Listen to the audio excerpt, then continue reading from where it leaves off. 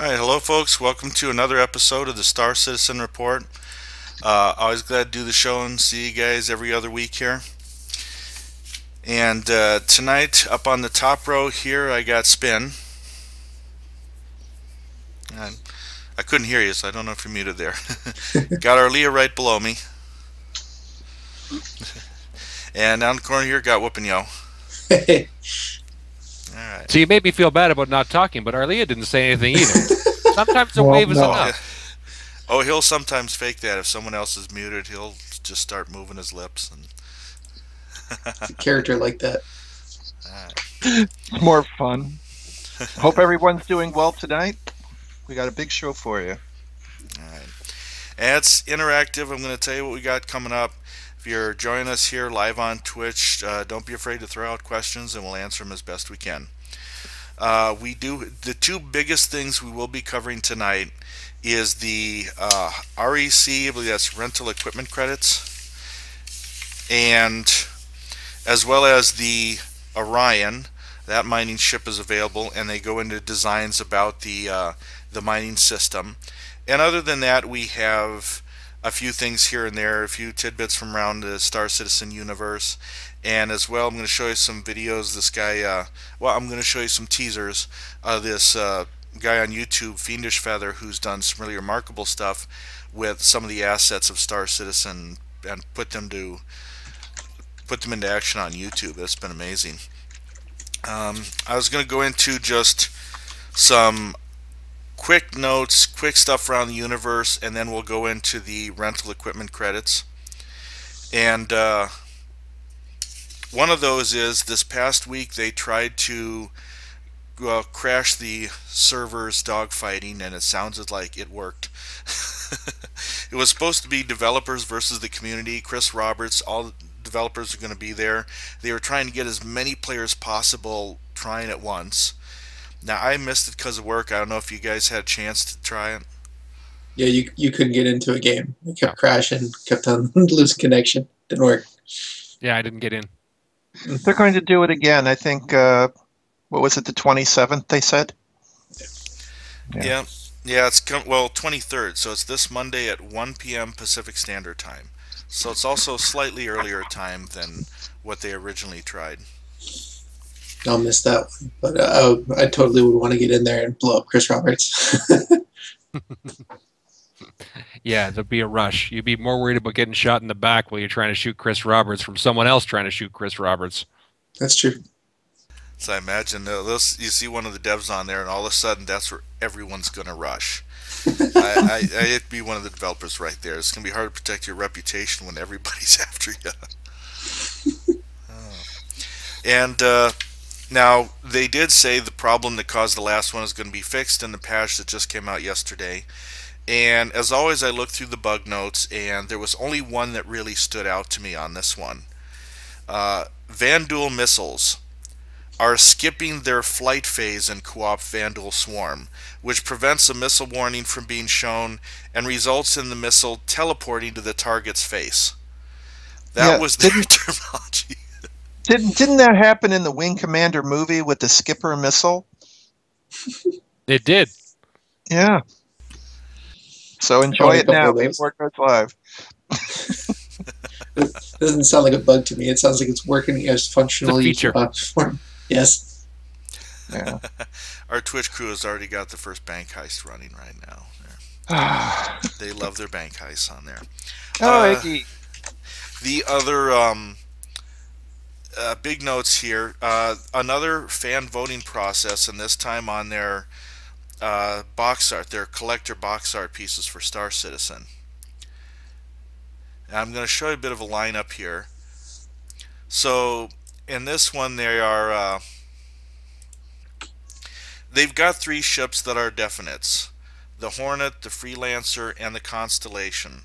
Those are definitely going to be on the box art. Now, right now, the 301 is just being used as a placeholder, but you can go into the post where they announce it, and there's 23 choices to vote on for that coveted fourth spot on the box. So what would you guys be voting for? What ship do you think should be the fourth one? Well, the Bengal is leading by 13%. However, the voting is, as usual, very low. I mean, with over 759,000 Star Citizen and it's only 12,000 votes. I mean, come on, people. I think that they should have the 3 main ships that you're going to use in Squadron 42 and then 1 large one. So Yeah. like the Hornet, I think, is perfectly placed. The Constellation, I'm not really sure if it belongs there, but that's okay. The 300, But yeah, I think a good mix. Like I said, the Squadron 42 will be a really good set for it. Mm-hmm. Yeah, I agree with that. It should really go with the Squadron 42 ships. I like the fact they're trying to spread it around, but this one should focus on Squadron 42. Yes. Okay. Now, see, I had to admit I haven't made up my decision. I've got 3 ships that I think should get it, and yet I wasn't thinking Squadron 42. I was trying to think of the Star Citizen player base, and it was either the Aurora. because it is so popular, most people own one. The Cutlass. Granted, this kind of more or less tips the hat toward the pirate or the PvP side of things. And my last one was thinking the Scythe. Yeah. Let's see a Vandal ship there. I chose the Avenger. Hey, you beat me in that heist. I think I'll let it go past since it's a special day today. Whatever. Shield, thanks, Eki. So, folks, you can get in there and just put your vote in. And we were actually debating whether to go into the mining or the RECs first, and it just sounds like the RECs probably sounds like the bigger story for us. So, Spin, I'll let you go ahead and get that running.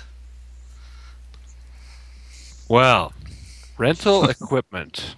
First of all, what I'm going to do is I'm going to talk about what it is, and then we're going to talk about the controversy, and then I'm going to give you my perspective on the biggest problem with that controversy, and it really has nothing to do with the rental equipment credits. So we'll start off with what are REC? Rental equipment credits are virtual currency that can be spent in the Voyager Direct or the Mobiglass Virtual Store to buy software licenses to use equipment inside of Arena Commander. And that's it. How do you earn them? It has to be, probably the controversial part of how you earn them is competitive ranked multiplayer matches of Arena Commander, first-person shooter. I thought it was interesting they threw that in. Or any other simulated experience in Star Citizen. So that means all the future parts of this great game you're going to be able to earn REC in.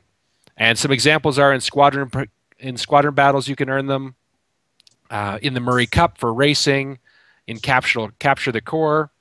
You can also get bonus REC from medals, which are awarded at milestones, which they haven't laid out for us yet. And we'll talk a little bit more about that in a minute. But essentially what it means is, you know, I'll give you the example they gave us, which is an REC pot of 12,000 with a total score of 100,000 will only split 9,600 rec if the players collectively manage to score a total of 80,000 points. Now, that might be part of the problem, because I had to read that about 10 times before this made any sense to me whatsoever. I got the pacer, so I'm trying to kind of highlight that. Yeah. Essentially what's happening is they're trying to do a whole bunch of things at once. One of them is they're trying to give people access to ships that they can't afford to buy or they don't want to buy, but they'd like to try.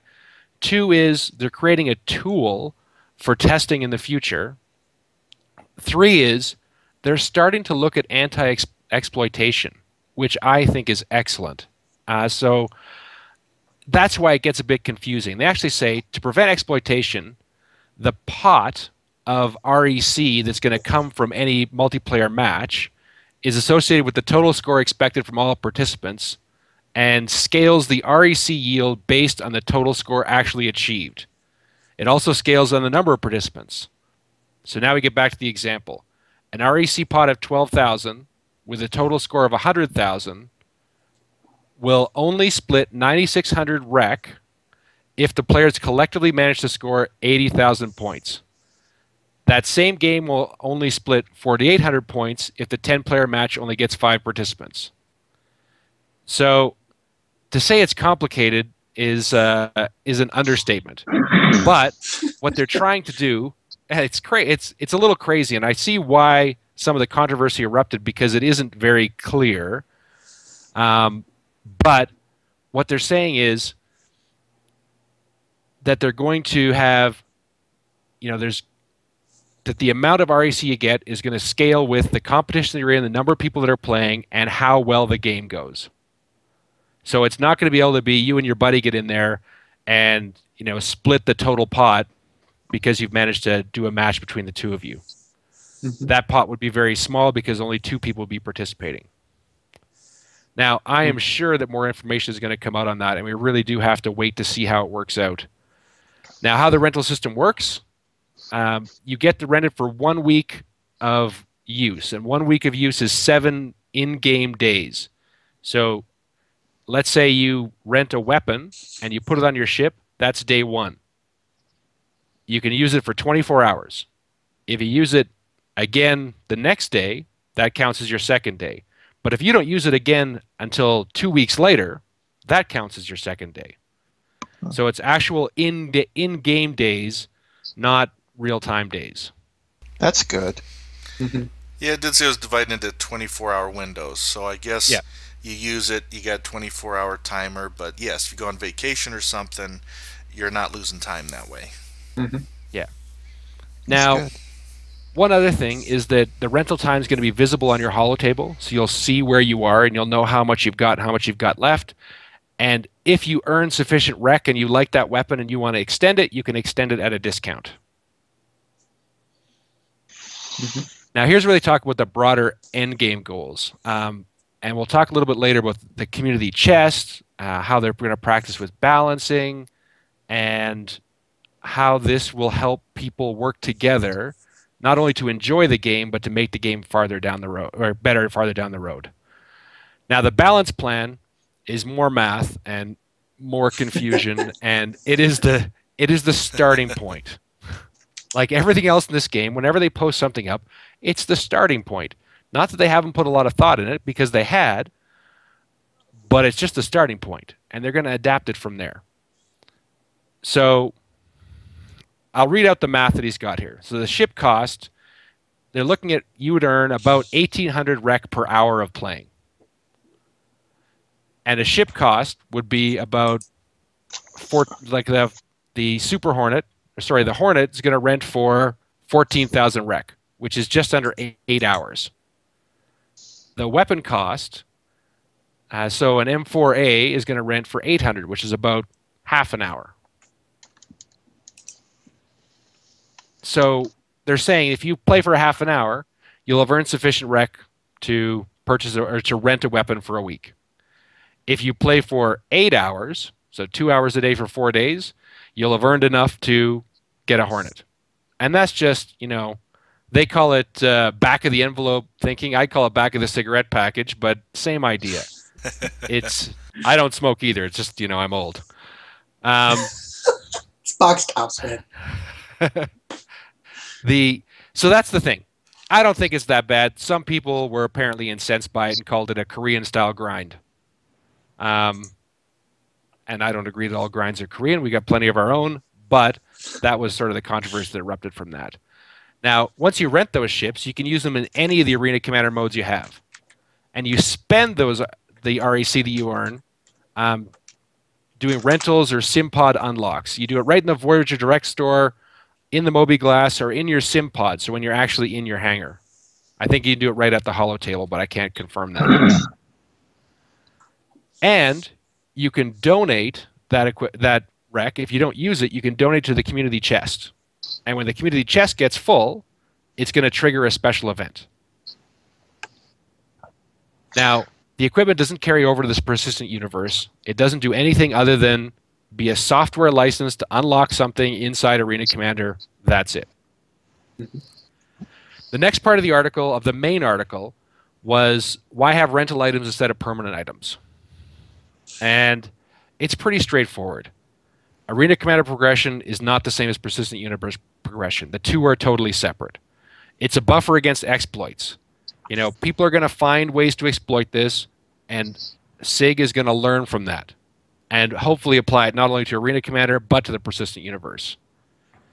It's their start at balancing. Like this crazy math they're throwing out there, that's the starting place. And they're going to learn from that and then adjust it. We are in the pre-alpha. Everything can change in balance. Yeah. Which is almost it's a nice segue, but I'm not ready to take it yet into my next part, which is the controversy that blew up from this.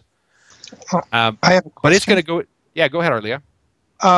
The question I have is, right now we have ships that we have pledged for that are the ones that we can use. Does that mean that we have to just use an Aurora to start with to get the REC? Oh, not at all.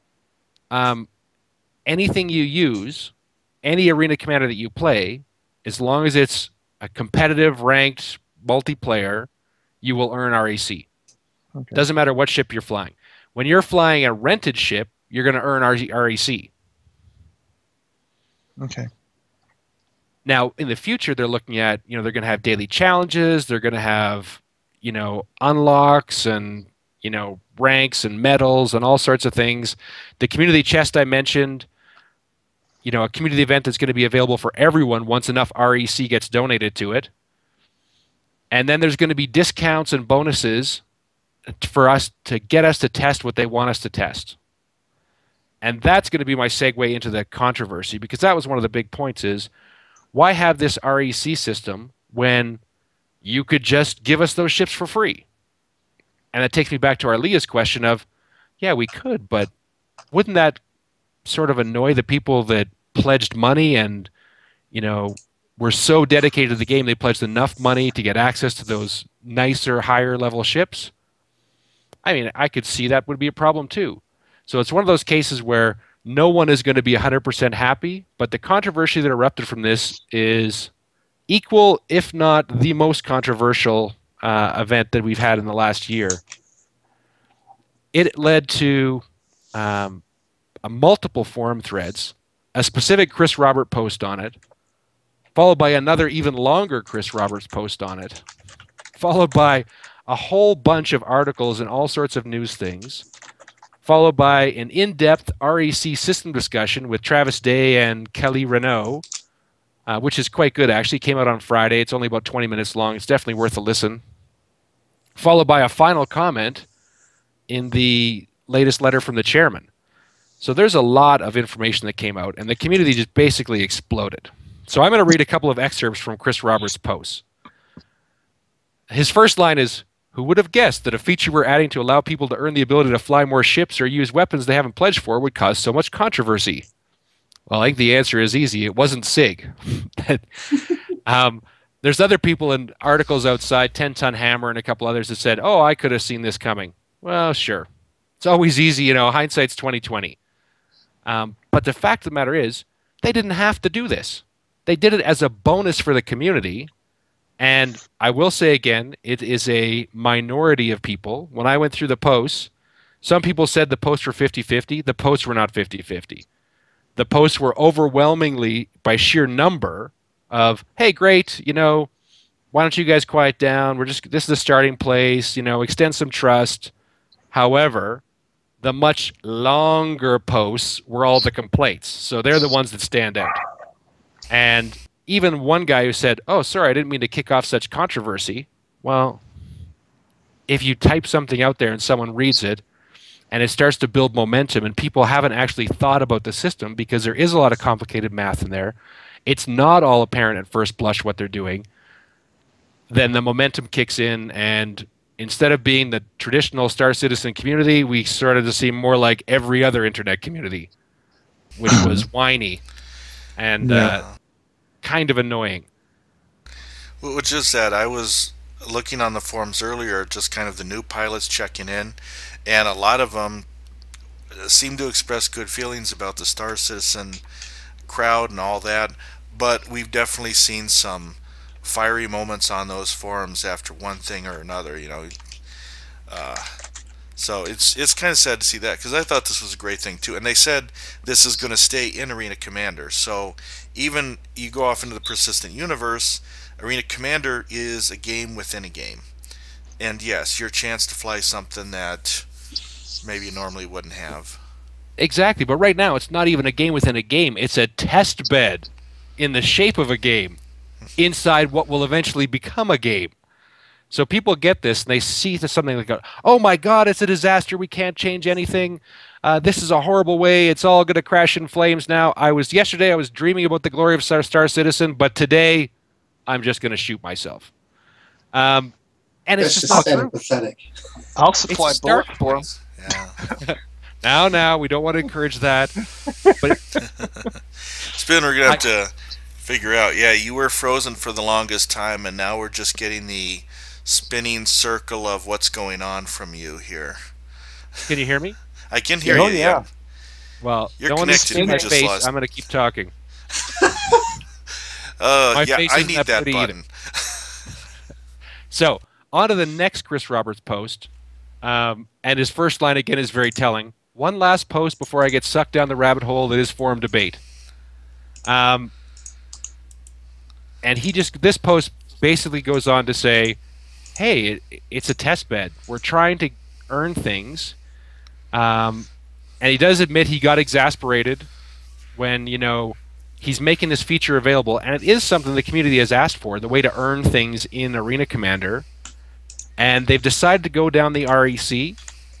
And I think it's reasonable. I don't know if it's the perfect system. In fact, that's a lie. I know it's not the perfect system. But I bet it's good enough. And I bet it's a good starting place. And there's nothing to stop people from not doing it if you don't want to. If it bothers you that much, just keep playing Arena Commander. It doesn't take anything away from anyone. It just adds. It adds the Gonna potential there interrupt, to enjoy the game. Mags Gamer, hello back. Welcome to the cast. Like I say, folks, anyone wants to throw out some questions, we'll try to answer them best we can here. But go ahead. So the next thing I wanted to talk about is, one last thing on that second Chris Roberts post. Think of Rec as a tool to allow us to encourage the larger player base to focus on areas of gameplay we'd like to get a larger sampled stress on. It also does something that we can give out and doesn't impact the persistent universe, unlike UEC, and there's still nothing stopping us from making a certain ship or weapon greatly reduced in Rec for a limited period to get people to play it, or to do giveaways like they've been doing to try ships out. It doesn't take anything away from any aspect of the game so far. It just adds. Or testing. We just got to, backers just got to fly the 300 series for the last week, and aside from, yeah, it helps them with the testing too, and trying things out and finding bugs they wouldn't otherwise. And then there was. Sorry, go ahead, Arleeya. Okay, Ansler says that SIG had asked for feedback, and he says he doesn't see it's fair for them to complain about getting feedback when they ask for it. So, yeah. Continue. Sorry. Well, I'm gonna get to that. I'll go a little more quickly through the in-depth Rec discussion that was on YouTube. My only complaint and concern about that, it was a good discussion, but you can tell the guys were a bit frustrated. Because at one point Travis Day asked Kelly Renault, these math that you're starting with, that's firmly fixed? And he's, sarcastically says, yes, that's firmly fixed. You can't change it.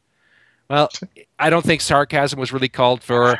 I know they're trying to put a bit of humor on it, but it also betrayed some frustration with it. And it's understandable frustration. And that's echoed again when it comes to the letter that Chris Roberts put out, letter from the chairman, where he says, I know everyone's expecting me to talk more about REC. I took part in the heated discussion over the weekend, and one of our priorities this week was clarifying some stuff.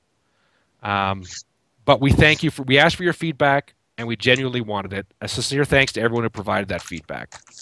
But that's a great segue for me to talk about feedback, and it'll address Ansler's point, I think. There's a way to give constructive feedback, and there's a way to just start the forum blowing up. And we're a community that wants to give constructive feedback. We don't want these guys to spend their time trying to do damage control. We want these guys to try to see logical arguments, accept them, and have a reasonable discussion about how we should move the game forward. Wasn't And there that's a thing? Sorry, go ahead. Sorry, wasn't there a thing about a year ago where Chris Roberts had to come out at one other time to deal with this on a subject that was part of this, where people jumped in to say it? It's amazing. I mean, these things are like tokens. You go and you play a video game and you get, let's use Pac-Man, and you go and do all the bubbles and everything, and you get an extra life or something like that. It's an inner game. Just go with it. It's nothing. It's not persistent universe. It's not going to be there. It's Taking a funny sledgehammer. that they're complaining about playing Arena Commander. They're releasing this as the module because they already got this part out, and they will continue putting this out there. That's going to be the beta testing. That's where you're going to try out your new ships. You're going to try out your new loadout. You're going to figure out what gameplay works better for which ships. And there's people complaining about it. I don't understand. The REC is a great way for people to try new things. Is it also possible that it could be part of the economy to test certain things of the economy in the persistent universe going to transcend into that? It's just like, okay, this is our widget, and now we've got these other things that we're going to be working on later. Okay, guys. I like, yeah, here Thelonious is like the spin show. Well, hey, he researched this for me. I had a packed weekend, and he researched it farther than I was because I didn't even go into as much of the forums part of it. You guys have any last thoughts? Because I was still thinking of moving on to the Orion and the mining, but I want you to give the chance to kind of wrap up any last on this one. I do have one last thought, and for me, it's the problem that isn't about the REC. It's about the fact that, we are participants in the development of this game. We're backers. We're not just people who want to play the game. We're more than that. And as those people, what we want to do is provide that constructive feedback. We have trusted CIG based primarily, initially on Chris Roberts' reputation, followed by all of the things that we've seen them release and do for us and for the game. We've extended them that trust. Now, they've extended us trust by giving us access to the game in an unprecedented fashion, by giving us so much information on how they're working things. And I think that when we let the forums blow up, we abuse that trust, and then it's going to have to be built back up again. Because now they are going to hesitate before they let the next big thing drop. They're going to spend more time massaging it and getting it 100% ready and making sure they've covered all the bases rather than just giving us the information as quickly as they can, getting on with the development of the game, and not worrying about managing this kind of drama. So that's my bigger concern. Rec will, it's going to pass. This too shall pass, and we'll move on to the next thing. And this trust is going to have to be rebuilt. And that's what I really ask people to remember before they post in the forums is we're more than just players. We're backers. We're participants. We are mini developers, like the mini-me.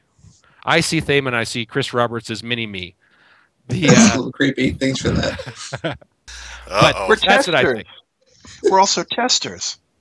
Mm-hmm. I mean, yeah. Anyway, enough, because I want to get on to other things and talk about more fun news and little tidbits like they've got first-person shooter ready to show at the coming next up PAX at East. PAX East, yeah. That's I coming. remember going to that. I forget his name. It's not Thamin. Sorry, what? Thelonious? Somebody's going to PAX East. I forget who it was, and they're going to go try to pick up some stuff too. It's like a $15 Yeah, was ticket. it someone here? Someone was going. I wasn't sure if they're in the if they're in the Twitch channel. Give a shout out. But it will be players' first chance to play, and they haven't quite named it yet. Battle Arena, Battlesphere with the devs, and there's like I was trying to think what else they're doing. Oh, not specific to. Oh, here we go. At PAX East, we're going to also see them put to work this grapple beam that they've been using as far as can hook onto a pistol, and it's just for anti-gravity situations. So something to mess with there. And Invisible magnetic beam. And we know that they kind of was saying like a few of these things are going to be seen around March anyways. They weren't given any specific dates, and that's another thing too. If I would tell CIG, don't give specific dates unless you know you're going to meet them, because that was some of our explosions in the past on the forums. But you know, they're saying they're still continuing that work on the plant side shops and the social module, which is going to have a few shops to browse. Bar even said NPCs are learning where to dance on the dance floor. But we're going to be seeing that pretty soon around. I was going to say around March-ish. They were a little more kind of in the air about that one. All right. But on to the Orion, which is now the big mining ship folks have been looking forward to.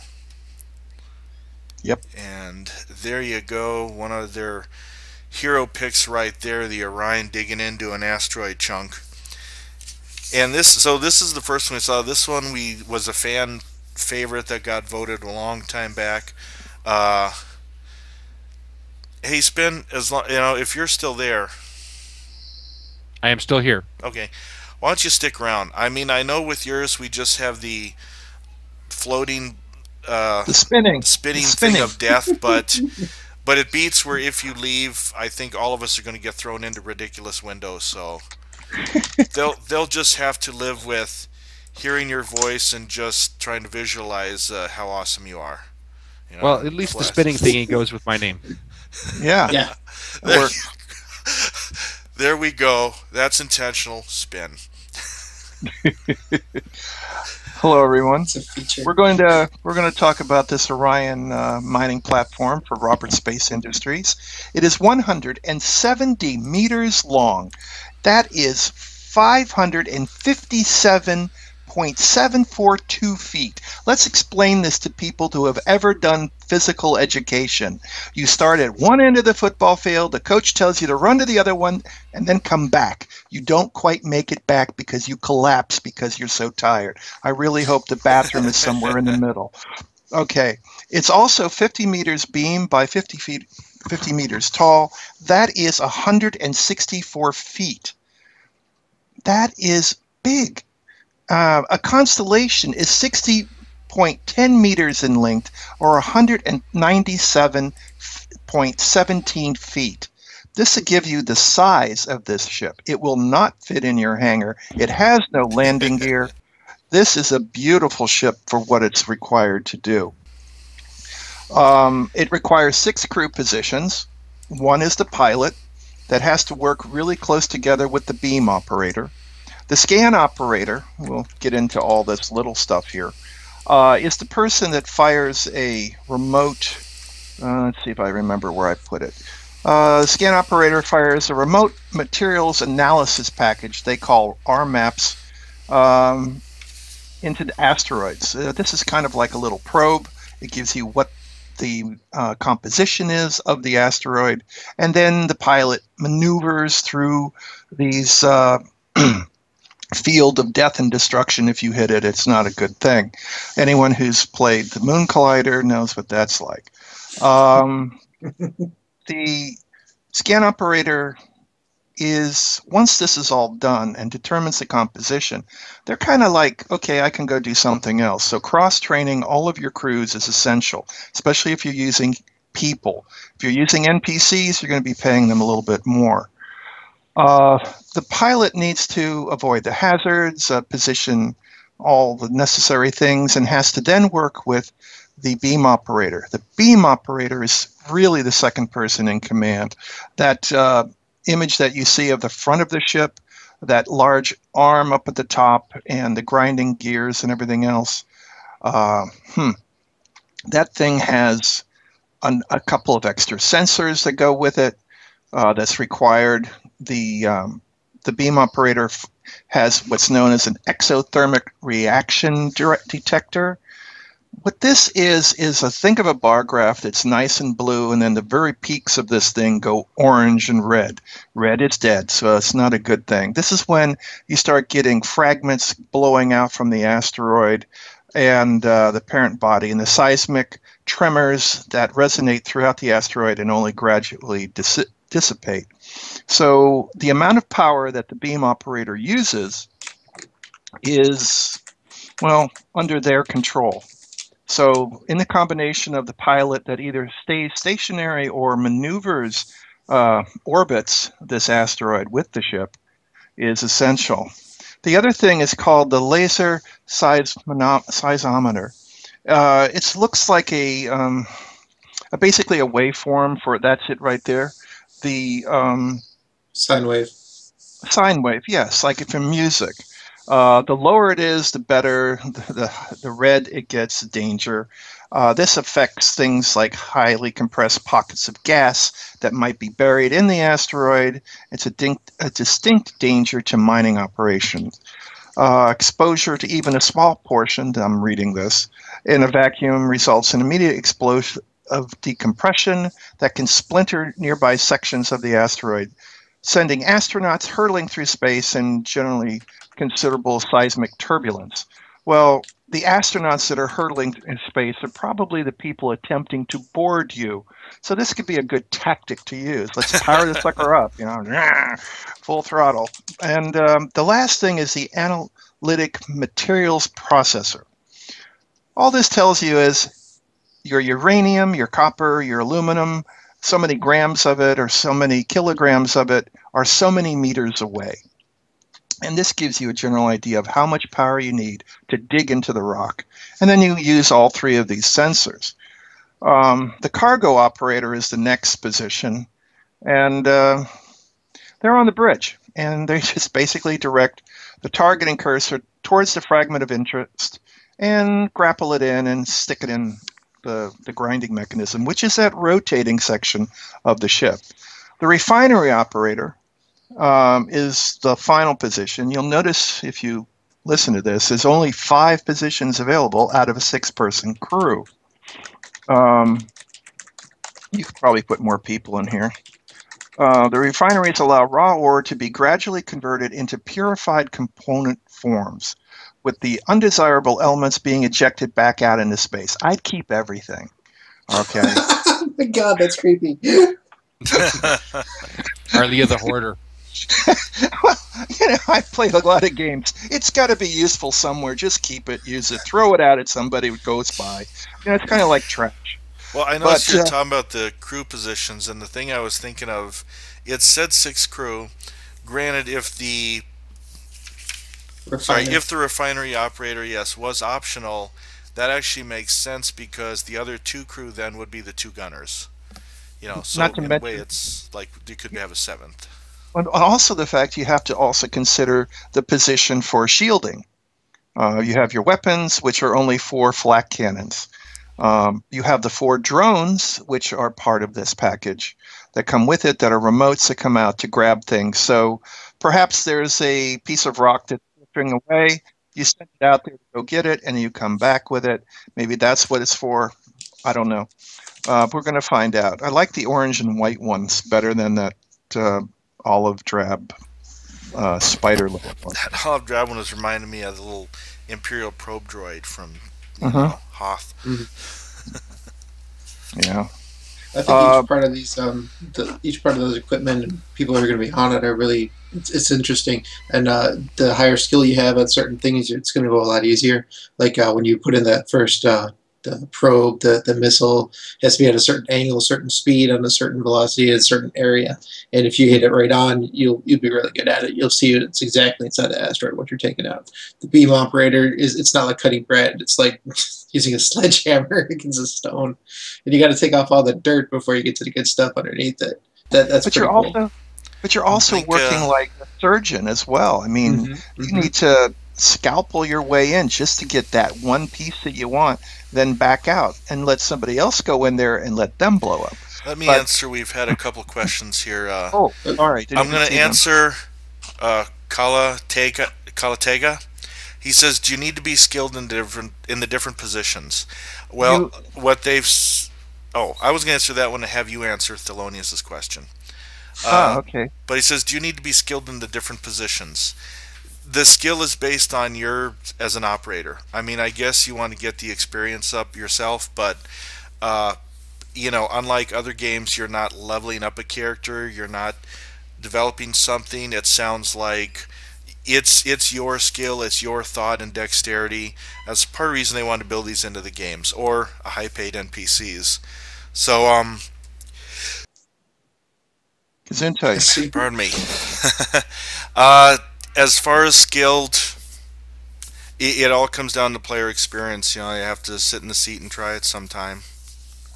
It's going to take a lot of experience to be really good at them. Even the part where you're taking in the ore, I forget what that's called, but you got to use the tractor beam to repulse things and suck in certain ones, and you have to get the center of mass, otherwise the thing spins uncontrollably. So it'll be really cool to see what happens. Yeah, Hey, Arleeya, did you want to answer that Yes. one from Thelonious? Thelonious had asked me, as someone who owns so many ships, what is the draw of something like the Orion that will require 5, 10, 20 crew members to be effective? All right, so you're going to take your Orion out. It's going to hold 6 people, say. You're also going to run it out there with perhaps a Starfarer for topping off. You're going to run it with a Herald Drake info runner, and probably a little assortment of probably a couple of fighters. Now, the fighters are not going to go in the asteroid field. The info runner is going to find where you're going to be selling your stuff. They just contact you. As for support, any type of nefarious or various other unscrupulous people, if they attack you when you're empty, I mean, come on. I mean, just tell them, hey, we're not done yet. Let's wait until you fill up with 16,288 cargo units, and then you could come in here with nine constellations, or was it five caterpillars and 3 Banu merchantmen and 1.8 Hull Seas to take all the stuff out. But that's just kind of pointless. I mean, this is all going to change. So how you work as a team or as an organization, one person can actually run the ship very ineffectively. I mean, you're going to have to hire NPCs. It's going to cost you. If you're using the Trade and Development Division, the TDD, you could either, how it works is you have freelance, which means, yeah, you're part of an organization, but you're not using the TDD, where you could lose your reputation by not turning in these supplies and making money that they're paying you. As a freelancer, that's where you need that info runner to come in and say, hey, look, I've got over on Terra Prime, it's better, or Killian is better, or Goss, but don't go to Goss right now. There's that plague. But Okay. well, yeah, I mean, nobody's washing their hands. That's why they're sick. And that's probably why we're only going to have 5 systems to work with, because everybody else is sick. But that's a plague thing. Don't worry about it. It's important that you communicate with your crews. The other thing was the skills. The cross training means that have someone as the beam operator, and if they're really good at the beam operator, go to a field that has been mostly mined out, which isn't going to be expensive or for training purposes. Pick some place in the inner area that's safe and practice. I mean, switch around. Okay, I'm doing the launching for the remote. The other person's doing something for the beam operator. Or get to your comfortable position, and then switch it around so that you have your crews doing this. The pilots that are guarding you, they need to know and keep their eyes out to protect you. You're going to be bringing in credits for the entire organization. This is what this thing is for. We don't craft anything in this game. So all that ore is going to make the missiles and the ships that you're going to lose, and it's going to be part of the economy. And they mention in this is the first of the ships to come out. So who knows? Probably in another year, there could be another one of these available by another company. We don't know. But this is really an amazing ship. The next one that I would recommend people getting, and the price for this 260 euros, 325 US dollars. I thought it was going to be twice as much, but the hull C is going to be necessary with this as well. You can go get your ore, go back to a special location and drop your ore off and store it so that you can eventually move it to sell it somewhere else when the prices are good. It's an infrastructure ship, and it really takes a lot of knowledge and a lot of commitment. And I mean, yeah, NPCs are great, but I'd rather fly with real people because, you know, you can smack them up the back of the head and go, hey, what are you doing? This is another of those ships, though, that is a big guild support ship. You can see yourself getting resources for your guild. In fact, they were kind of saying that as far as how some people make money off this. I mean, you've got your in-game options, but you could be supplying your guild with pretty good stuff, and I can see guilds banding together to safeguard important resources like this. And we'll let Arleeya continue. Reason I was showing a little video there, and I've got another one coming up. That's from Fiendish Feather. He was MVP due to that video where he's amazing, where he takes some Star Citizen assets and is able to put them into videos like you saw that constellation getting boarded. So I'll show you another one coming up. I'm going to let Arleeya finish, but I need to give a shout out to that guy there. Yeah, I have a shout out as well. Hold on, let me get my little message. Let me put it into the chat window so everybody knows about it. It's Eggy's birthday. We're a little bit belated, but she is going to be doing a show later this evening. Don't sing. No, it's not sing. It's not singing. You don't get paid enough to sing, dude. Don't Sleep, Won't Sleep, playing Amnesia. So go over there, wish her happy birthday, then scare her. I guess there's a way of scaring her or something to support her. Yeah, you donate $2 and it screamed or something in her ear and she freaks out. Yeah. It's amazing. Yeah. Yeah. So you might want to record that every once in a while. It's probably a good thing to do. But to Eggy, good luck and have a good time. The other thing I wanted to bring up was just briefly, Jump Point came out, 75 pages. A lot of it deals with what we've already seen about ArcCorp. So they show the behind the scenes. It's something good to get. If you want to wait until the end of the year when they do the 12 the books like the first year, then buy the whole thing and get the hardbound or the paperback version. That's pretty cool. They also mentioned something about there's some interesting stuff. I'll just leave it at that. Funds raised presently about an hour ago was 73,286,758 out of 759. Probably it's 760,000 Star Citizens. I forgot that. I couldn't find where the ship number is. And that's pretty much it. The Empire Report was something that was on the beginning of Around the Verse with Alan Nouveau and Beck Russum. We know Beck Russum to be Sandy Gardner. It's a very nice take on what the future is going to be. So as we're in the persistent universe, this might pop up when you're in a city and you can go, oh, cool, let's fly over there and get behind the crime tape or whatever and, you know, mess stuff up. But that's about it. Go ahead, everybody else. I'm done talking. All right. I'm going to go ahead on to another video. I was going to show you guys a Fiendish Feather, but yes, a last thought on that. The important part was, you know, they said folks get in these multi-crew ships, they're going to have a job at those separate stations. You're not going to be bored. You're going to have something to do. And yeah, I can still imagine a bunch of friends getting on here and having fun with this. And you could even be the pilot sitting there kind of bored, like you're looking for asteroids, and you hear something clunk off the hull, and that's the guy that's drawing them in. Is the oops, missed. You know, I see this having a lot of fun and really nice mini gameplay to add with this.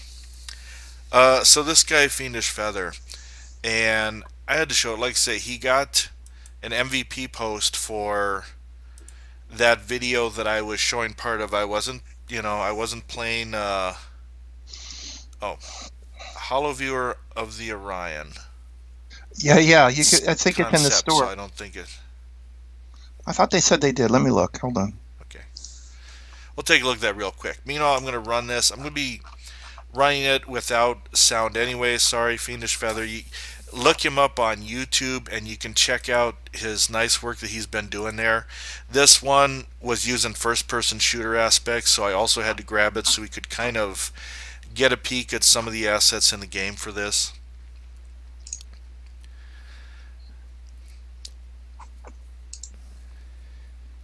And we don't own the sound, so even though I show these videos, I cut the music and that out, but he does a really good job of it. I gave him a shout out, so I hope he's gonna join us. Oh, thanks. And if you're in the live chat here, Spin just linked his YouTube. Mm-hmm. The Orion does have the viewer on there. It looks pretty sweet. Yeah, let me get the...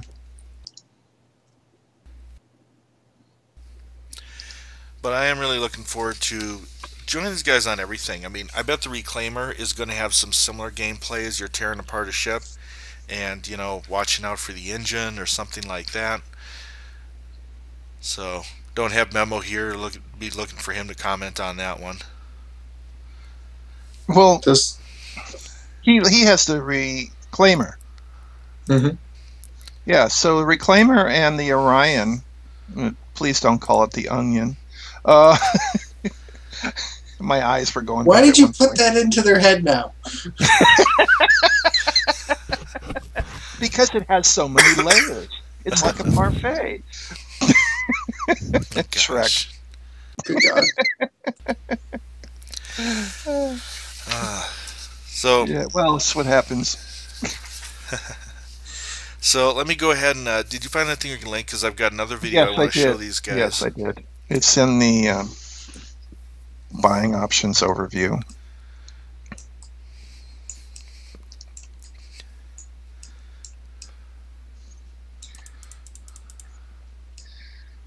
Oh yes, the sale for the Orion ends on March 2nd. So get one. I really want one, but I can't afford that right now. Over I don't want to give $300, but well, you can come aboard mine. All right, that works. I guess. The biggest thing I got to I worry will about now is plan on naming serving it. on these. All right, I am going to go ahead and show a little around the verse sneak peek. This is the Gold Horizon starbase. We also saw it as a first-person shooter, and they released some new footage of it here, so I'll get that going.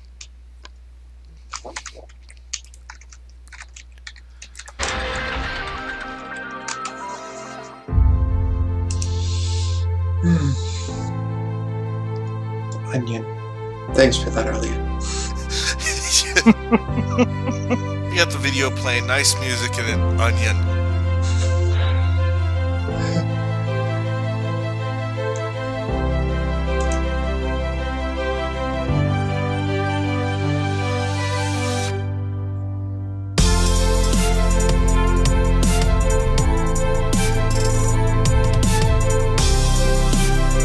The thing is this, I mean, there are people that are not going to buy one or use it, but you're a member of Grievance and you're going to be in register at the pilot roster, and then you go over to RSI and then you join us and we put you in the members list. I have a few extra ships, and I know people are going to want to come in there and look at them, and when we do the multi ships, it's going to be a wonderful tour to kind of go aboard these ships and run all over the place and go, what does this button do, and oh no. And I just hope there's not enough glitches where we see how many people we could fit in a Constellation bathroom. Oh gosh, or get stuck there. All right, tell you folks, if any last things, you guys have Twitch alerts on Eggy? No, I still have to set that up. But yeah, so I will be asking someone to get with it. Right now this is on Grievance's channel, but I would like to get that set up. I'm just looking because someone popped up a question here. Monkey looks new to it. Okay. There's Monkey 78. Right now everything is through Arena Commander, so there is multiplayer as far as everyone for themselves. There's also, so that's a battle royale. There's also some team multiplayer going after each other. There is capture the core, which is like capture the flag. You're trying to fly your ships through a core and return it to your home. As there is a race mode and about 3 different race tracks. So right now that's what they've been offering. Don't forget Vandal Swarm, dude. Vandal Swarm, sorry, yes. You can do Vandal Swarm with up to 3 other people and take that on. Otherwise you can do it alone but with 2 NPC co-pilots. There's also a free flight, so you can just get used to your ship without any dangers other than asteroids flying around the place, which is enough sometimes. Yeah. Alright. Let's see. So we are going to be cutting off here soon. I'm going to try to run over a few things I noticed. They've talked about characters are going to have numerous item ports that the clothing and equipment's going to occupy. It sounds like they're going to have a lot of ports where sometimes objects can layer upon layer on them. And they did say your character in the first-person shooter will be the same as in Persistent Universe and other modules, and they're still developing that pipeline. Their designers say this has been the highest fidelity of character art they've seen in any game. It sets a higher bar of realism. We'll soon get a tutorial that includes not only how to fly but how to land as well. There are going to be... Sorry, that was funny. Chris Roberts may have to start on that one. There will be manual landing, assisted landing, or even fully automated. And we know we're going to be landing on the Shubin mining facility during Squadron 42. Poor Shubin. Oh, that space station's not going to last. Another big thing I thought, they are so they're talking about the first-person shooter. They do mention that if, and this is different from other first-person shooter games, if you're running, if you're tired, you're going to have weapon sway. And they said this is important because you're not going to be hitting the center of your screen. You're going to be hitting whatever the weapon might be hitting at as it's swaying. So if you run, you drop into a crouch, it might take a little bit to steady itself. I think that's totally realistic, you know, how I've seen versus some games. They also mentioned that the Moby Glass is not going to be on your right arm for left-handed people. So there's going to be right-handed weapons and everything else like that. So if you're with someone like myself who isn't really good at FPSs, you may not want to be standing on my left. And I think we're going to see some people who get pretty excited about things like that, about the fact that, you know, it's going to take time for the rifle to stop swaying before you can aim, because there's some pretty hardcore FPS people that aren't going to appreciate that level of realism, even though it's been well articulated that is what CIG is after, because it is not a first-person shooter. It is first-person shooter is one module in a much bigger game. Well, here's a question. It's already in Arma 3 and Arma 2. It's already implemented in other games. With the faster you move, your stamina goes down, and it's harder for you to aim your weapon because of the head bob. And then you stop and you go down and you try to counter strike it or Call of Duty it. It's not going to work. You got to line up. You got to not be tired. Can you use your weapon, your ballistic weapon, your slug thrower, in this FPS and just say, okay, I'm just going to use it as a club? I bet you can. I don't think they've said that yet. Nothing about a melee weapon except the knife, I think. Personally, I want to fix bayonets as soon as the borders come. A few last things. We did find out that even if players borrow an organization-owned ships, they can switch their own weapons onto it, but they would somehow be returned to the organization when you're done with it. As well as persistent universe missions may or may not scale depending on the player mission. So you could very well be heading in with a group of other players on this quest and find more opponents, or like I say, some just aren't designed to scale like that. They also did say folks were talking about attacking large ships in multiple instances. Chris Roberts says that doesn't happen. An attackable space station or spaceship is in one instance. So whatever guys you get together to attack it, you're just going to be dealing with it in one instance. Last thought, guys, because we're going to have to wrap up here. We're going to be back here again on March 7th 1800 hours Central, 0 hours UTC. And best to all of you. Be safe and look for you in the verse. From Spin, I would just like to add, you know, I kind of ragged on the community a bit there about the response to REC.